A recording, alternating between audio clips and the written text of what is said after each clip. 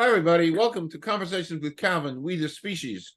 Chronologically, it's almost Thanksgiving. So, by the way, Dave, happy Thanksgiving. Thank you. Yes, yes. There are interviews and and my head is kind of swimming because I've got to learn. Dave and I, we kind of chat before we went on air, but he's done some things that I can't even process. And one of them was done, I guess, this past August. Yes. 5 marathons, well, you're going to talk about 5 continents in 5 days. I got it right. Countries. And Yep. it's a wow. You're a wow. And we spent Thank some you. time, but not enough, just kind of getting to know each other, your background. But this is so interesting, the energy that you have and the things that drive you. And then of course you have your coaching and teaching and retreat website. Yep. So I want to make sure I got right. livestellarco.com. We'll talk about that. And I said to you before we went on air here, I'm so glad and thrilled that the universe, we kind of connected, because the stuff you do is so inspirational and motivational. So first things first, how about a little background and a little bio, and then we'll kind of jump into some things about your journey. That's great. That's great, Calvin. And one of the biggest questions I get is, well, why? Like, why did you do this? So to clarify, it was 5 trail marathons that were self-supported. So these were not official marathons. These were routes that I had kind of crafted up and done a lot of map work with to piece together 5 different marathon routes in 5 consecutive days in 5 different countries. So 5 marathons, 5 days, 5 countries. Wow. And this was all through the Alps. So one of the biggest questions I get is, well, why'd you do it? and that's crazy. And really, there was a number of factors. So I am a performance coach by trade, and I help people achieve their biggest goals in their personal lives or their professional lives, and really help them achieve incredible things. And as I work with these high performers, it's amazing to see them transform. And I started to realize that I've done amazing things in my life and life-changing, life-growing things. But I realized in this moment, I was pretty comfortable. I was in a good groove, but I realized that I wasn't like challenging myself. I wasn't growing. You lost your sound. We lost your sound. I don't hear you.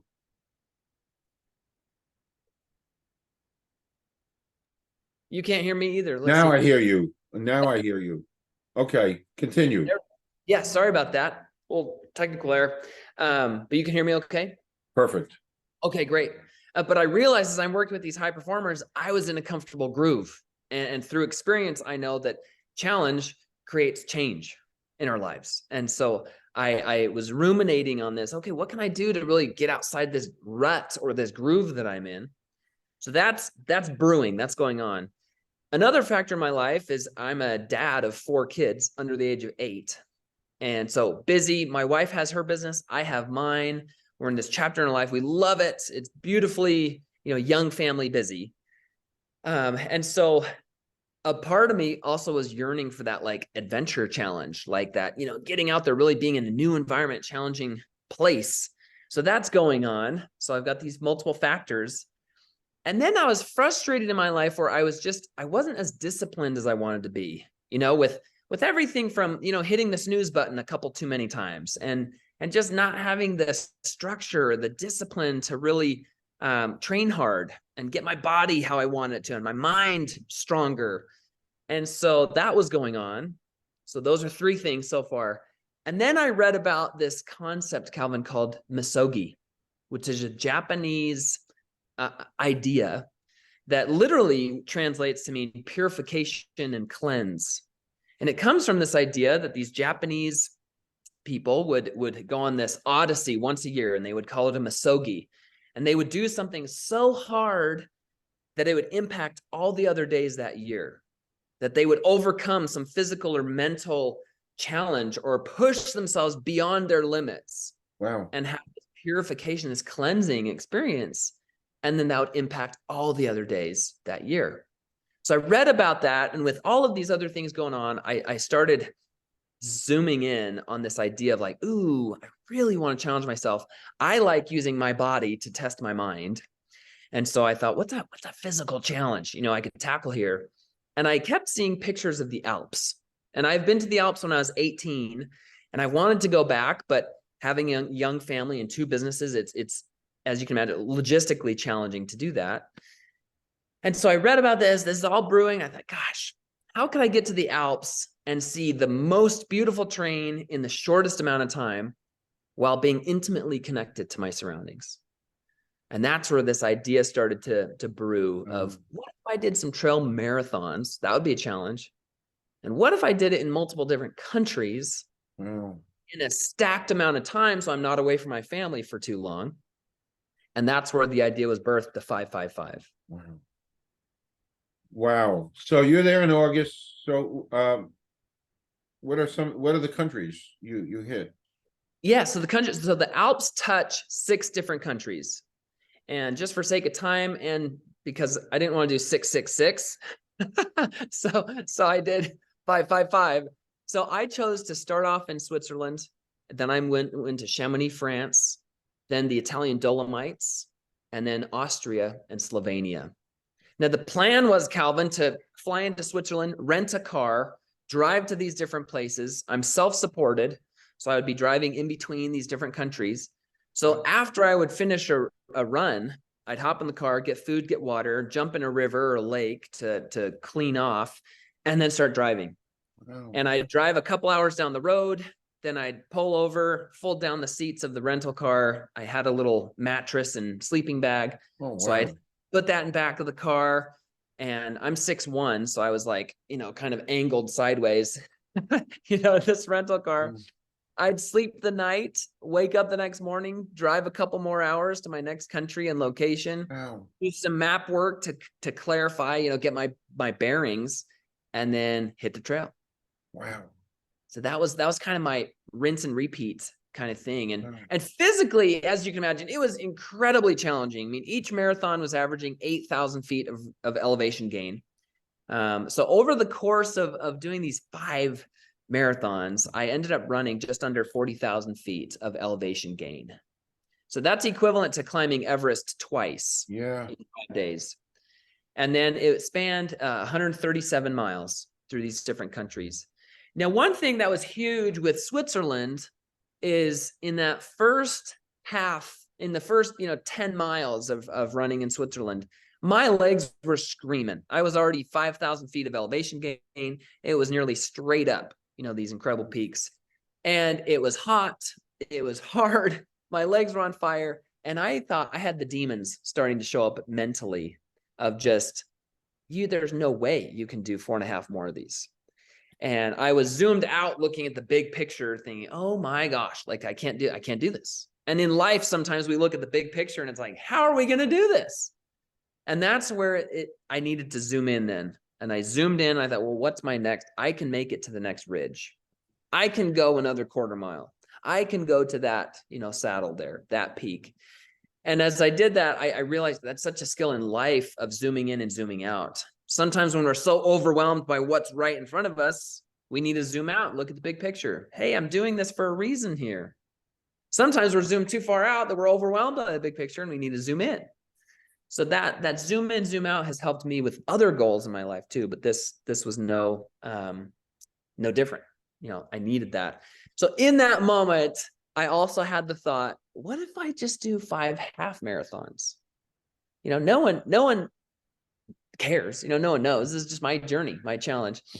But I knew, Calvin, that a half marathon was not going to challenge me in the same way that a full marathon would. And these were trail marathons. So in that moment, I decided once I would not stop running until I ran my marathon in each country or I was injured or broken. And I made that decision once and for all in the depth of my pain cave in Switzerland. And those demons never showed up again. Wow. Because I need to decide that once, and then it was done. And now I was a marathon runner doing my challenge. That's what I came here to do.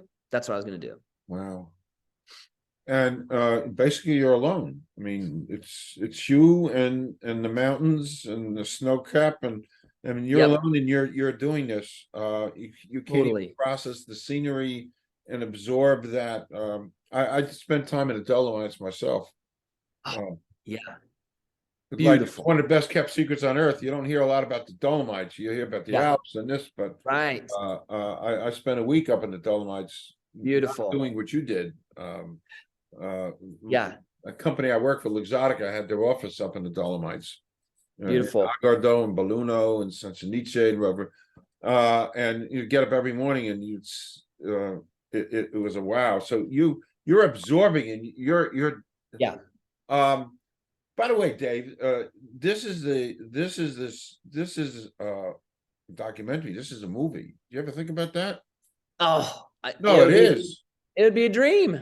But it really is. Yeah. I'm not an old movie guy, but just listening to watch, to observe, to have even if it's a film of it, what a great story. Or the pre, the after, and the things During. you experienced in 5 days. Totally. I mean, that's a wow. Totally. It really is. So part of my mission is to kind of get you out there in my way. Well, thank you. No, I just think it's spectacular. In looking at and doing my due diligence, and I was reading about you. I took something out. Could you talk about what you call the power? I think this is so fat. The power of small habits. Oh, yes. Wow. Yes. Oh, and Calvin, this is what I coach people is the tiny habits that we have on a daily basis compound to help us achieve incredible things. And I did not go from 0 to 555 overnight. And one thing that was so apparent to me on this 555 journey, and you're right, I was alone. It's me, myself, and I, and God. I prayed a lot, when I was running alone, in these backwoods of foreign mountains and foreign countries. But the tiny habits, the small habits that we do, I read a quote by James Clear the other day that says, what we do with our ordinary days will determine what we can achieve on our extraordinary days. What we do on our ordinary days will determine what we can achieve on our extraordinary days. And for me, this 555 was my extraordinary days, right? But I was reminded that my daily habits of my mindset, my self-talk, my limiting beliefs, what I do to challenge myself or build that discipline in small and simple ways over time, it creates a reservoir for me to draw upon for these extraordinary days ahead. So those tiny habits, whatever they may be to you, but for me, it was exercise, movement every day, having time to reflect, to get my mind right. If I get frustrated at my kids, I have a choice to learn from it and be patient and be better the next time, or just, oh, kids are kids, I'm gonna, get mad and blow my lid, kind of thing. But so that's where we all of us have opportunities each day to learn from, plan on, and try to be a little bit better, right? A little bit better. And when we do that, when we're doing these small, tiny habits, that just puts us in line to achieve extraordinary results or to do extraordinary things. To add on, you talk about exercise. That's part of your whole routine. I'm at my most productive that I've ever been in my life, finishing, which I'll hold up. I don't mind promoting. This got published a month ago on Amazon. So I'm at my most productive, and this thing up here, when people my age are sitting on the front steps with a glass of prune juice in a rocking chair, I'm publishing novels. I've taught at Rutgers. The bottom line is I attribute a lot of this functioning the way it functions at this high level to exercise. Keeping my telomeres nice and long and not, they get shorter with age. Totally. Yep.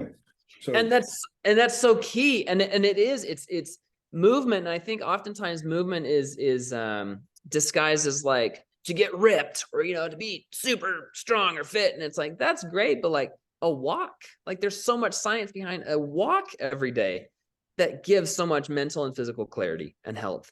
And it goes beyond that too, where with my coaching clients, we have a challenge to plan every day, to have a habit around daily planning so that we can be intentional, so we can do more, be more focused, intentional throughout our days. So planning is a huge one. Movement, reading and learning. And as simple as that is, it's like, oh, I read and learn every day. But it's like, but are you really? Because I noticed a difference when I'm in a groove and I'm just kind of coasting versus when I'm intentionally learning and seeking wisdom that I can then learn from and share with my kids, my spouse, those I influence. So learning is a huge one too. And then, so we've got planning, we've got movement, we've got learning, and then serving too. Serving is a part of that every day, getting outside of ourselves to serve someone in small or large capacities. That can be a simple text to someone, thanking them for an attribute you admire about them. So these are tiny habits that might seem totally unrelated, but in my world, as I work with high performers, it is directly related. As you connect the dots of what these people are doing in their personal lives, that then is seen publicly for their victories. And that's another quote, that we're rewarded in public for what we practice in private. And that's what I see. These things that we do to get our minds right, to be intentional, to look and feel and think our best, that impacts things. But people just see the results. But when you get down to the nuts and bolts, it's like, oh, they have a system, they have a recipe for their success. And that's what I'm all about, are the tiny habits, the simple habits that we do to just get our minds and bodies in check. What a great coaching experience that you have to offer. Truly. And people people don't necessarily believe in all this stuff. So I try to put myself as a poster boy in my own way, without, in my own way. I try to do things, the learning, as you said, the learning, the socialization, the interacting. You give back to young kids. And that's, and I mentor. I've stopped teaching at Rutgers, but I mentor. So all these things, it's like one big stew. It's one big pot of and I've had this attitude for a long time in my life, in incorporating all the elements that you just spoke about, and I try to incorporate it. So the end result is I'm performing at a really high level. And it's because I've kind of done, nobody's perfect, but kind of done some of the right kind of. But you're intentional about that. A couple of off-topic questions. They're one-word answers, so I won't take a lot of time. I like these. You don't have to answer it, but excluding family or friends, somebody living or dead you'd like to spend a day with. Good one. Could be a couple. There's no rules here.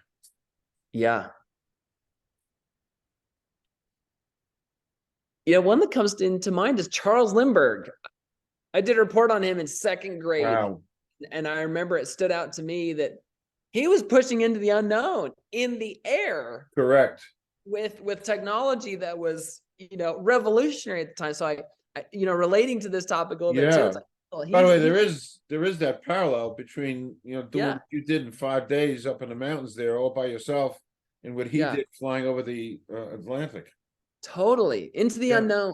To see what's possible. And that's where we're in our zone of greatest fulfillment, is when we are seeing what's truly possible in our lives, physically, mentally, emotionally, with our relationships. So I think that's I surprised myself with that was and we don't talk about him a lot, that's long gone, but the whole thing, what he did is extraordinary. I mean, that was so extraordinary. One more quick question. Fill in the blank. I won't be happy. I won't be happy until I do blank. Before I leave this earth, I won't be happy until I do blank. Interesting. I won't be happy until I do Boy, that's an interesting question because it goes against my philosophy of being choosing to be happy now with whatever you've got. Okay. So my happiness is not circumstantial, but it's It's an joy. interesting question. I Yeah, actually do I drive. like that. It's a good question. The last thing to ask, how has the 5-5-5 experience impacted the rest of your life, impacted your life, and how has it changed you? Yeah, great question. And that one I would say was one of the bigger surprises because it started off as a challenge, a way to, want to have a focused exercise, plan, training program. But then as I executed this and it pushed me to my limits and stayed at my limit mark mentally and physically for days, I walked away from this with such a different lens on life. And what I mean by that is it gave me experience proving to myself that I can plan, train for, and execute the hardest thing I've ever done physically and mentally in my life. So if I can do that, then sending out that proposal to a new company or being patient with my, kids when they're throwing a temper tantrum or, being brave or courageous in any capacity, no question I can do that. There is no question because if I can do that, oh my gosh, this is so much easier than running 5 marathons in 5 countries in 5 days. So it changed my beliefs about myself and about other people.